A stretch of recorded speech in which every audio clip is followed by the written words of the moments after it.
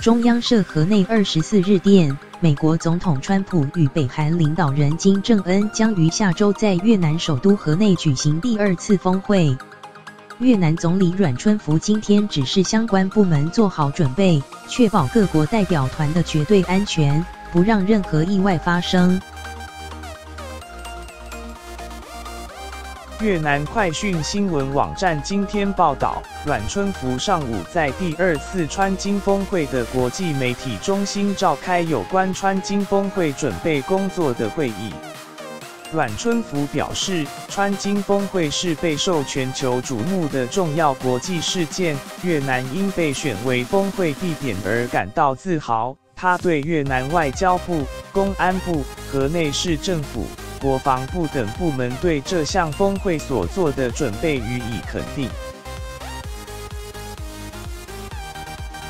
阮春福说，为了对世界和平的责任以及展现主办国家热情好客与友好形象，我们应向世界证明和平、友好与安全已成为越南人的文化与生活习惯。报道指出，阮春福要求相关部门提出与采取完善相关方案，确保川金峰会顺利举行以及各国代表团的绝对安全，不让任何意外发生。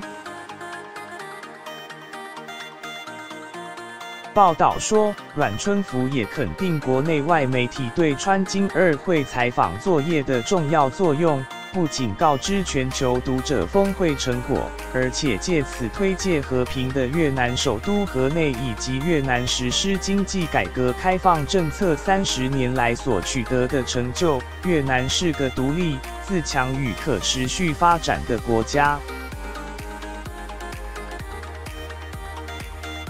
川普与金正恩将于27日至28日在河内举行第2次峰会，预计将进一步讨论川金首次峰会所达成有关促进朝鲜半岛非核化目标的具体步骤。